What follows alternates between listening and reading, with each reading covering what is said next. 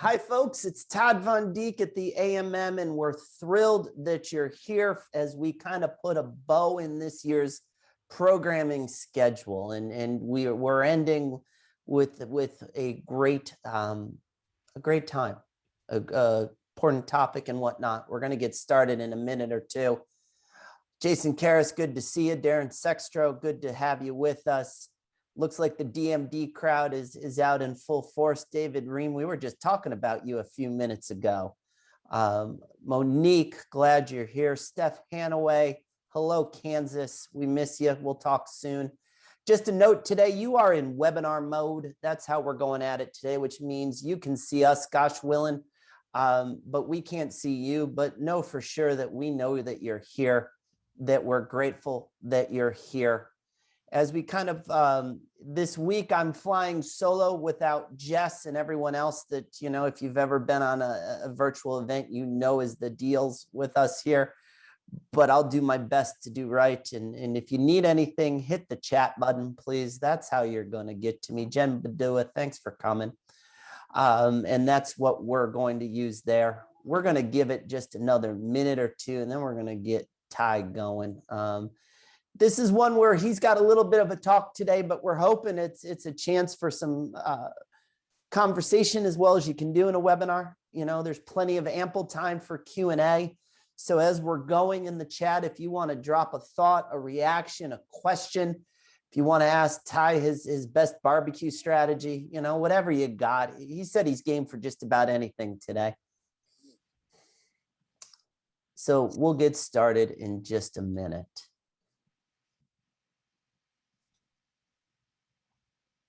And the best barbecue strategy is having great friends who there you go, who are really good at it, and you just bring the beer. That is a good strategy. Or if you're from upstate New York, Dinosaur Barbecue, some of the best. Good Morning America made it the top barbecue a few years ago and whatnot. But it's going to be hopefully a good weekend with good weather wherever you are. Just outside of Philadelphia, we've been crushed by a bit of a heat wave, but are hoping that it will break a bit. But hey, I've got 2 after the hour, so how about we get started? If that sounds good to you all, I'm going to trust it does. Just a couple of housekeeping. A profound and sincere thank you to everyone who was part of the Nexus Awards that we did earlier this month, and another congratulations to Alyssa Mogavera, our 2021 Nexus Award recipient. We hope you had a stellar time being together, enjoying the magic and our magician, and celebrating all that's good about medical media as we try to do that day. As I mentioned today, we're going to put a bow on our programming year with Tighe and here and talking about privacy and all that. Just to preview a little bit back, we're going to be back in September. In September, we're anticipating doing one last virtual program. We're hoping to create and craft a panel with some brand and folks from the pharma side. More to come on that. But in October, yes, October, we are going to be back in person. We think we're excited. There should be some announcements maybe in the next couple of weeks. Bowling for Breast Cancer is going to take a new turn and be a new event. Might not be bowling, but it will still be the same idea of a fun night together, just enjoying being together and doing some good for the community that we're a part of. Then in November, we get back and we'll be doing the old educational forums. We'll let you know where and when. We've got to check in with some folks and work on those details, but virtual in September, back together in October, and that's the theme we're working on. But let's get going today. Tighe Blazier here to talk about privacy and whatnot. 19 years of experience in healthcare media, education, and market research. He's the president of DMD. And since joining DMD, you know, I think there's been a huge theme that he's tried to push and navigate of connections and strengthening the company's longstanding relationships, and having him here chatting with a community that he's just not talking with, he's a part of and a regular part of, I think is a beautiful thing. If you don't know about DMD, they're a healthcare identity company dedicated to connecting marketers to their audiences and whatnot. I'll let him tell just a little bit more about DMD if you'd like, because you're not here to hear me. Ty, floor is yours, good sir. Thanks, Todd. And I'm certainly looking forward to seeing everybody live again in person at the October event, whatever that may be. And really proud to be the bow tie on the end of the AMM, I guess, summer meetings, or leading us into summer break. As many of you know, DMD is in the identity business, in the data business, and has been there for many years, and partners with many of the medical publishers and agencies. And I hear some of, great to hear some of our partners on the line. And as Todd said, we do want to make this a bit interactive. I'm going to start us off with a quick video. So give me a minute to share my screen, and here we go. Felix?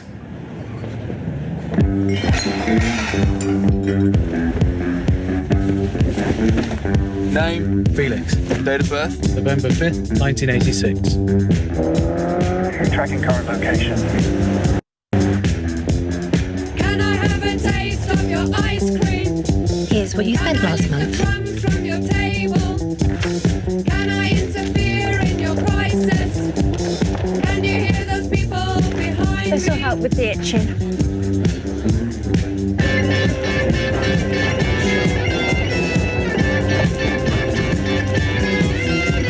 Can I have a taste of your ice cream? Can I lick the crumbs from your table? No, mind your own business. Why don't you mind your own business? Why don't you mind your own business?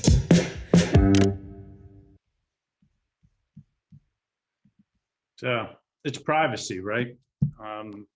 The privacy has become super important. Folks like Apple and Google are leveraging the privacy concerns, whether real or manufactured. We also know that there is state legislation that has been passed and will continue to be passed over time. So privacy is a huge concern and should be top of mind for us as healthcare marketers. Let me get over to my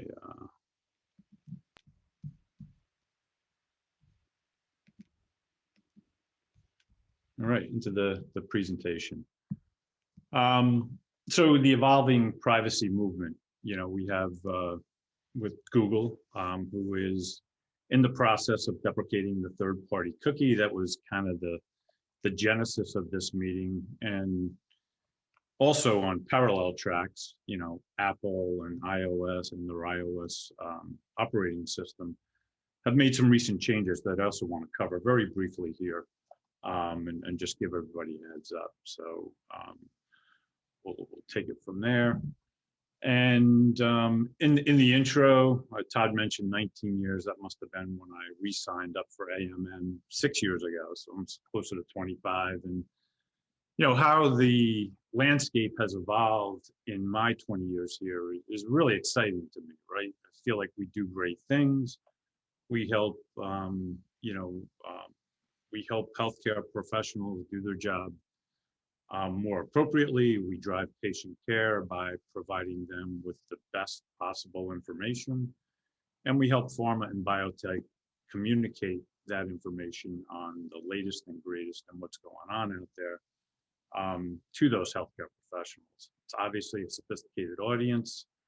And I think where the product line has gone, the pharmaceutical biotech product line has gone from whatever, 25 years ago when I started, when it was one cholesterol medication, which will basically treat most people with high cholesterol, one proton pump inhibitor that would basically treat most people with acid reflux, to highly complex, highly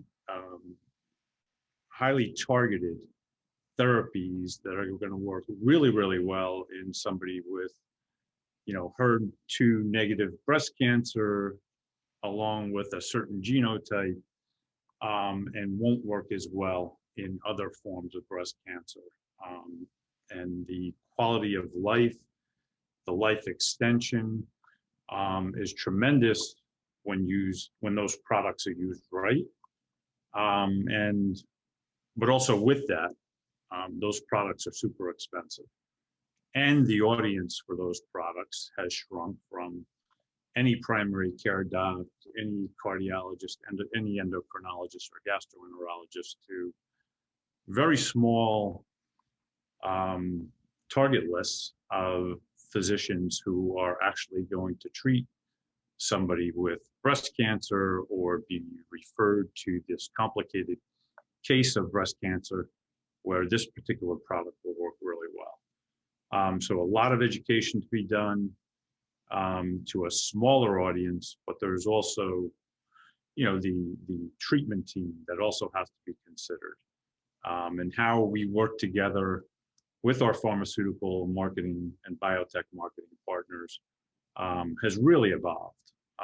It's gone from, just print journals to print journals and websites, print journals, websites, and e-newsletters to pharma and biotech really kind of catching up to other marketing, CPG and other parts of the world where, they're using the latest and greatest in high-tech advanced marketing practices to deliver this complicated information, this very complex and very important bits of information to these docs in a very deliberate manner where they can. So, we're doing great things and things have evolved and we've all evolved and adapted. So I find it very exciting times. So the good news. So I believe everybody's heard at this point that, Google had an announcement really very early this year or late last year, basically saying that they were doing away with third-party cookies on their Chrome browser. And that news kind of went, what I thought was kind of under the radar, right? We're very in tune with it. DMD tries to stay on the cutting edge of everything digital. We obviously have a product called AIM that utilizes some third-party cookies, and work very closely with the programmatic advertising community where third-party cookies are super important. It seemed to fly under the radar.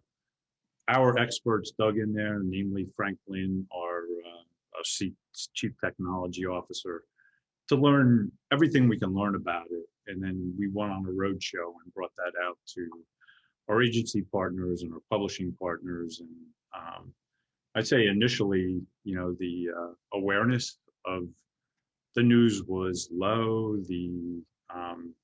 The thoughts on the importance of it was, hey, not quite sure yet. Hey, we got a year to work with it. But, as the awareness became heightened and knowing that this was all going to go down in a very short period of time, less than a year, the sense of urgency became, much higher around it. So the great news, if you haven't heard, is that, for a lot of reasons, Google is going to really kind of titrate out the deprecation of the third-party cookies. So nothing will really happen until late 2020, to give us all some time to migrate our services. And going into mid 2023, Chrome will begin to phase out third-party cookies, with full deprecation coming, later in 2023. So there is some time, but the time goes quickly. And what this presents is opportunity for publishers. The opportunity is, to go out there and build up your first-party data, and drive that first party data, the demand for first party data and physician level data, feeding pharma's need and want to fuel these sophisticated marketing platforms is not going to go away. The more of that data that we have and we can produce as a team, the better the marketing will be, and the better you can do it as individual publishers or content providers, and the better you can do it as individual media planners to find those folks who are doing it well and managing those media schedules, the better we're all going to be at what we do. It's going to produce more revenue. It's going to, for those of us who are reliant on that revenue from pharmaceutical and biotech partners, it's going to help us to shine, or you to shine as media planners, and finding where that data is and where those physicians are going, and where we can report back appropriately on one-to-one on which physicians on our target list are accessing what information and how, and who's seen what piece of advertising. And everything's kind of feeding back into an omni-channel platform, which includes information coming in from the sales team and all the different components of marketing that we're doing. So pharma and their agencies are really looking at a 360 approach to how they're communicating these complicated messages with their target audiences. And data is at the center of it, right? To have first party data, you have to start with first party opt-in data. And that is the key to empowering the future of programmatic and what's currently going on out there, and keeping everybody safe and secure with all the privacy concerns going down out there in the market. Ensuring that the physicians and other HCPs that you're targeting have full transparency and control of how they're being communicated with will continue to be super important. So I covered a little bit of this. Really, it's the first party data that matters, not third party cookies. First party opt-in data, so collecting data directly from your audience, or choosing data partners who ensure that you can get first party opt-in data. Ensuring that information, that data is deterministic and it relates directly back to an individual HCP. Lookalikes and other, cohort-based contextual is not great when you're looking at very small target lists. It'll be something that can help us transition as we go from, as the third-party cookies deprecate or go away. But to continue to fuel what we're doing and how we're doing it currently with, and where pharma and biotech, our clients want to go, having that first-party opt-in data and being able to provide PLD back is super, super important. And the key there on my right, at least, the data privacy, ensuring compliance, ensuring that you are treating your other customer, our other customers, right? Those are the HCPs fairly, and we're respecting opt-outs, and we're respecting their rights to remain private when they want to remain private. I think one of the things we have to keep in mind is that we are promoting to these docs as in their role as HCPs. It's almost a B2B versus a B2C role. So we're delivering information that is key to them doing their job better, which really drives patient care and helps us all. So, how do you prepare for this? For these third-party cookies to go away. First-party data will be key. So as I indicated, that data will be key going forward. So identifying entities with that data and working with entities that will be able to run marketing programs off a first-party data platform that is fully opt-in, clean, is critical to success. And then planning. You know, we have a little time where we all can kind of test and learn what approaches are going to attract more docs to my site. How can I use those approaches to gain more first-party data? As you know, from a media planning perspective, you know, what are those venues where I can find that data? Where is the data? Where is the data? And where are those impressions going to be found in a privacy-safe manner? So we have time to test and learn, but now's the time to begin that process and to really double down on that process. You know, the kind of the front runner to, if you want to call, replace the third-party cookies or provide a really solid option to third-party cookies in the programmatic space is the Unified ID 2.0. This was something that, you know, was really kind of started by the trade desk and has been, you know, the full control has been turned over to prebid.org, and there's some oversight by IAB. And it's really got, you know, it seems to have almost universal buy-in from those around. There's other ID platforms emerging and will continue to emerge. Again, keep your eyes out for them. But, you know, the key points here is, you know, this is run on cached email. So having a great supply of fully opted in, first party opt-in data. You know, the other components are privacy safe, transparency and control.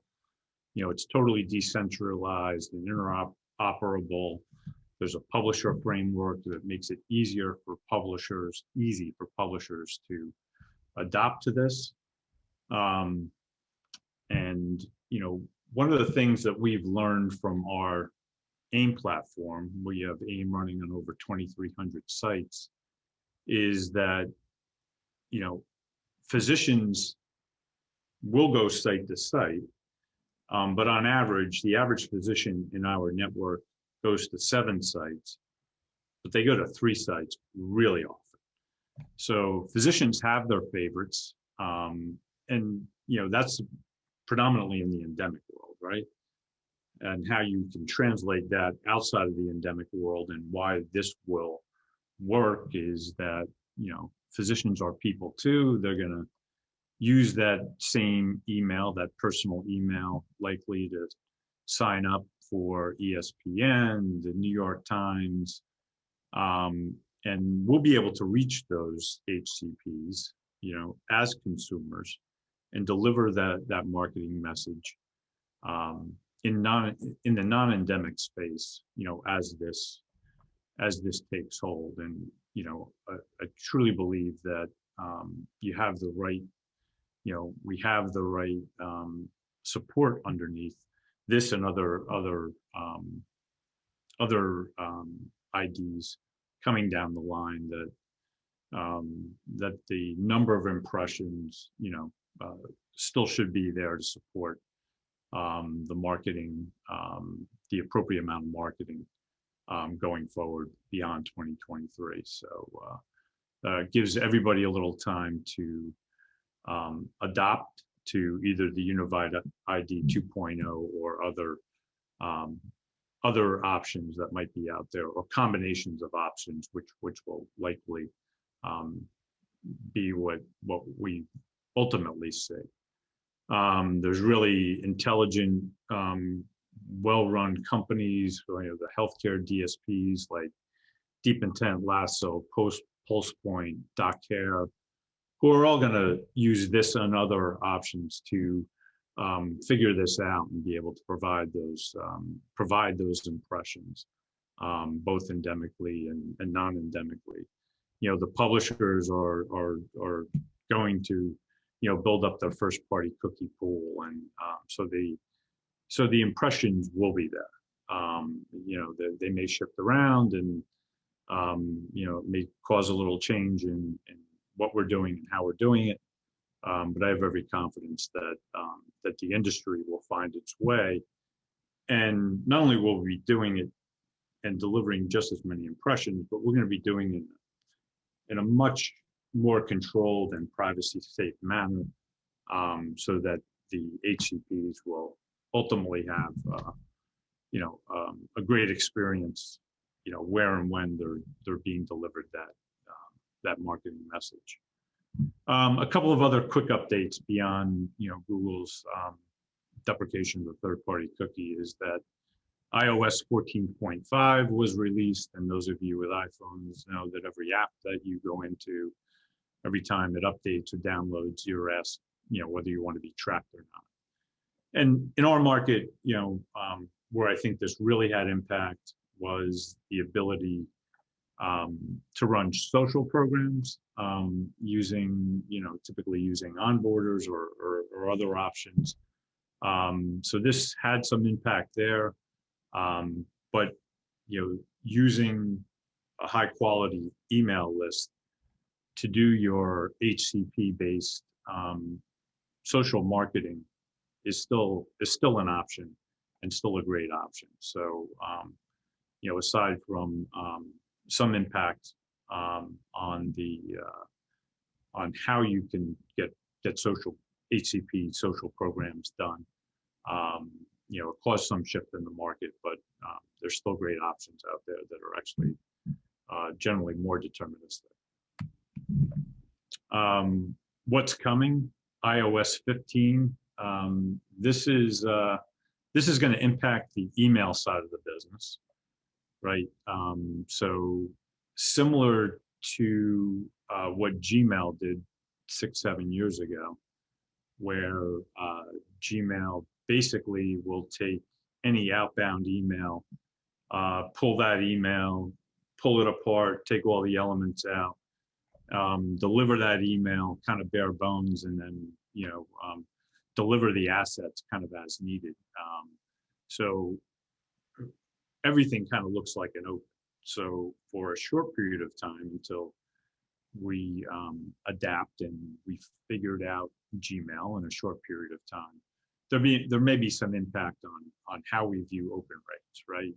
So anything that runs out of an iPhone's kind of standard email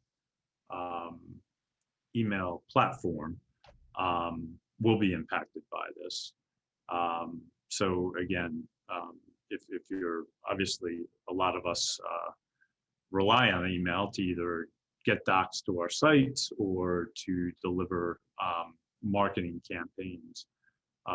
Heads up that open rates and the ability to judge a program just based on its open rate will be impacted, but I believe there'll be workarounds to get back to an accurate open rate.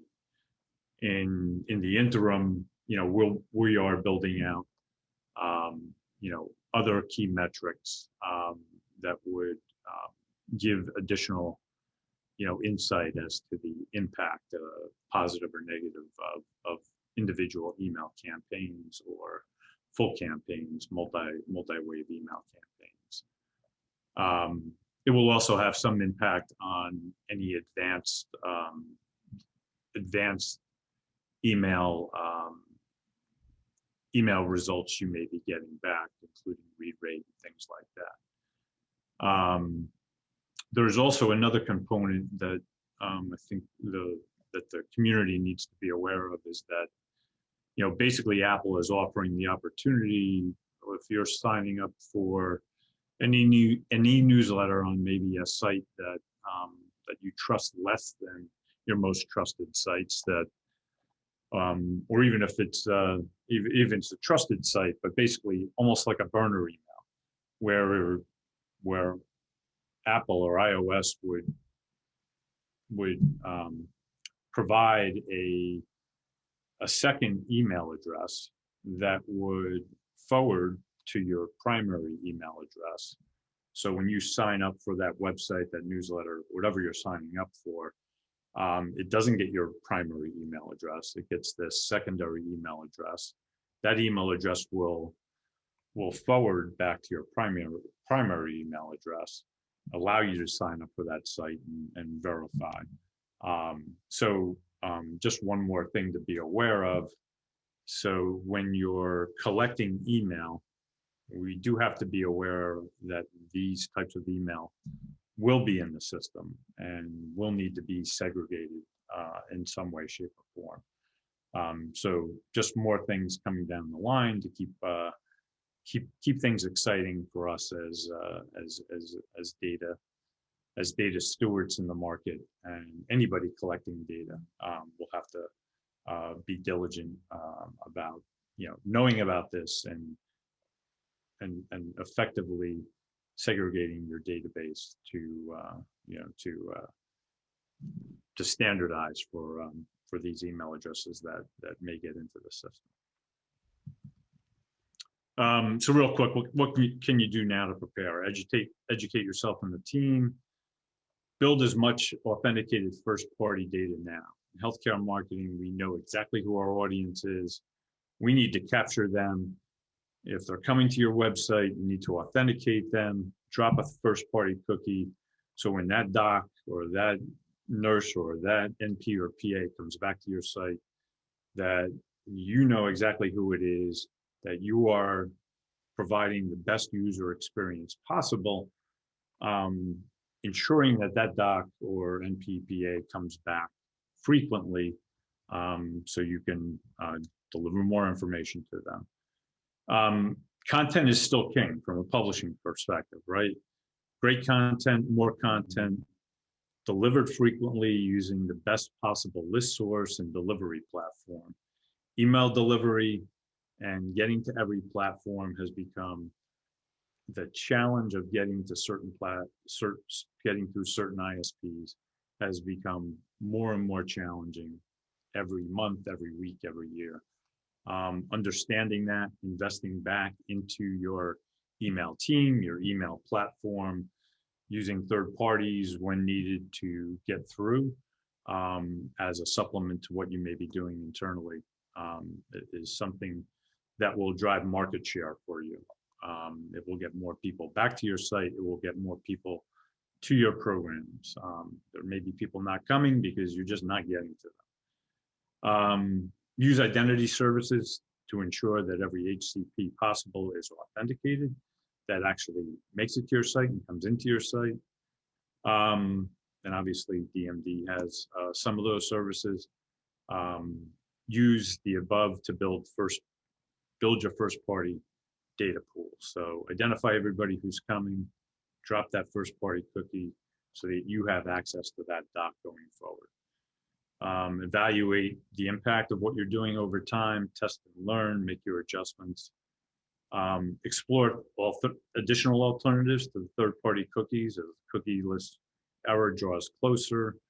There'll be things like single sign-on that we are rolling out that will help us in this community who are focused on HCPs in the endemic community. Kind of build a network effect and be able to help you very frictionlessly sign HCPs into your network. Other considerations, user experience is going to be key, right? The more you can personalize, customize, keep the docs coming back, that all goes back to that first party cookie and what you do with it subsequently. Pet peeve for me is, hey, I go to a lot of sites. I go to a couple of sites pretty often. And I get that, do you accept my cookie policy every time I go? It's annoying. It's impactful, especially when you're on mobile. Eliminate that. If you know who the person is, they've already opted in, don't ask them again if you can help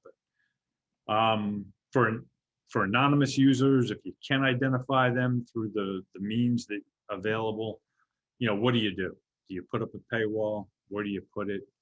Well, now's the time to kind of test and learn and make your mistakes see what's most effective on ensuring that you know who that person is, and giving enough, to entice them in, and have them give you the proper information to allow them to get more of your important content.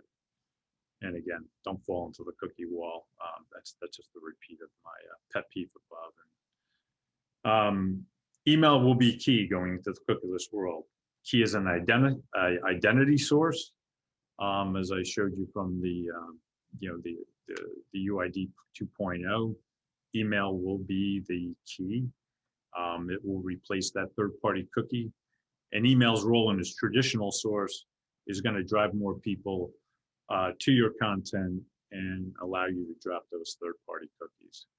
Data privacy is here to stay. It's only going to continue to grow. You have 2, 3, 4 large organizations, Google, Apple, and Facebook, and others who are going to continue to beat that drum to sell their browsers, to sell their devices, do the right thing internally, and make sure you're working with the best possible partners when it comes to data privacy.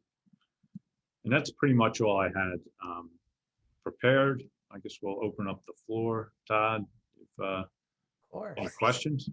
We do have a few.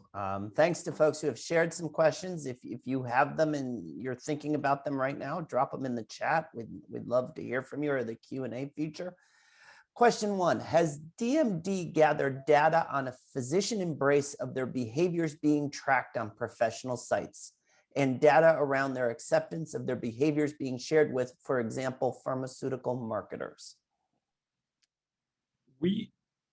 Everything that DMD does with an HCP requires an opt-in, right? So at the time when we acquire their email address through our partners, there's an opt-in.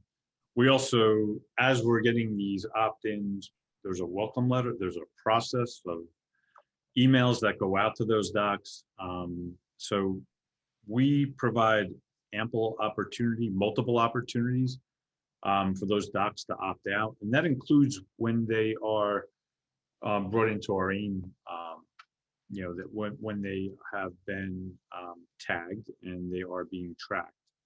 The opt-out rate, across the board is between 1% to 2% a month. So the fact that they are opting out, does show you that, that they are reading the data. The fact that they'll get that the HCPs will generally have a better user experience within our ecosystem, or the AIM ecosystem, is the value proposition. So that's about as much as, I can share, and as much as we know, is that, hey, we do get those who opt out and want to opt out. And we do, we totally opt those in to ensure that that docs know that they're being tracked, and that they are comfortable sharing that information, and only done for professional purposes. Another question, wondered if you have a sense of what Google has had to say about Unified ID 2.0. I have not heard, I do not have that information. Somebody on our team may have that information. Well, if you do, we can circle it back in one of the newsletters too. And if you missed anything and joined us late, we are recording this tape. Will be available on the AMM YouTube page probably tomorrow. And we'll also be going out in a few editions of our newsletter too, so you can make sure to catch up with it. Other questions, Ty? You talked, if I've got my notes right, it's been a while since I've been in class taking notes. Physicians tend to see 7 sites, but really hang out on 3 of them, really go back regularly to 3 sites. Are there any other changes that you would expect or you anticipate as it relates to a physician's web browsing experience? I don't anticipate major changes, but I think the key there is that, without third-party cookies, it empowers things that the internet provides, right? it can make the user experience better or worse. I think as site owners and as publishers, we have to ensure that that the user experience that we're providing along the way is really is the best it can be based on what you know about that individual coming in at that time. But I don't anticipate other major changes, except for that they're going from site to site, and having access to information as an HCP could be negatively impacted as they're being asked to provide information or getting through a firewall. So there could be some negative implications where docs feel feel like they don't have the same ability to browse and have instant access to medical information that they have at their fingertips. And that could cause changes in how and when and where they're going. But I'd say reducing the friction as much as you can and starting now. And the best way to do that is understanding your audience and getting to know that audience, building the relationship with that audience, and using those first-party cookies to enhance the user experience as they come back. Sure. How about the role of content? How does content factor into all of this? Content is and has been king forever. It hasn't changed. I think the ability to deliver content, now is certainly enhanced, right? That video is a channel. We're all communicating here, via video. Combinations of different media types, and again, getting that information out, having your own spin from your own publishing perspective, more content, better content, and whatever your place is in the market, whether it's news or original research or whatever, leveraging that and ensuring that your audience is aware and they have multiple shots and multiple venues to get to that information is really key. I mean, it's a fight for market share out there. There's a lot of players who are seeking the eyeballs of these HCPs, and you got to be aggressive, and you got to be smart about what you're doing, and it's important to leverage the great content you have, produce more of it if you can, and get it out there as often as possible. One last question as we kind of get up to the end of our time block, and so glad everyone has stayed with us. Thank you so much. Let's fast forward a year. We're doing this again. We're wishing everybody a happy 4th, talking about barbecue and all of that. But when it comes to privacy and this topic, what do you think the headline's going to be a year from now? Great question, but privacy will be at the top of it, right? Because that part is not going away.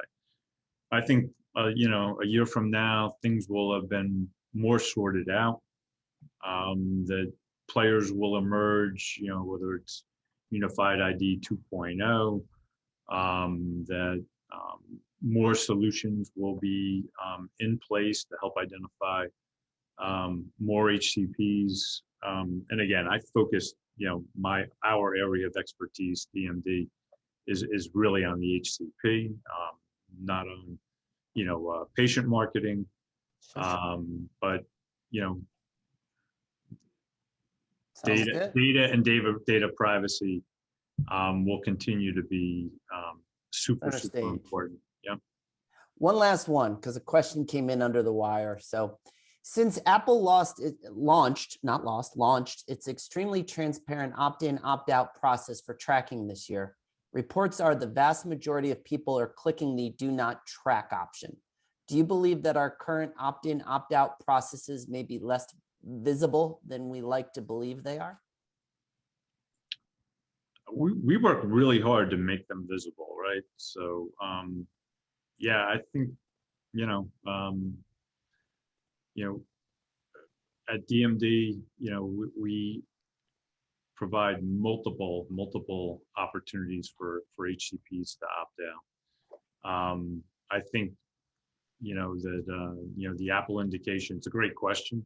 I don't have an answer, beyond that, except for that the value proposition and what is behind DMD is, great content and the ability to access great content, and the promise that, that this data will only be used to deliver great content, medically related content to HCPs going forward. Tighe Blazier, thanks for ending the year with us. My pleasure. Thanks, everybody. Grateful as always. Happy 4th to you. Happy 4th to everyone on the line. Keep in touch. Keep an eye on our newsletters. They won't stop, but we'll be back with the program in September and in person in October. Take care. Awesome. Happy 4th. Bye-bye.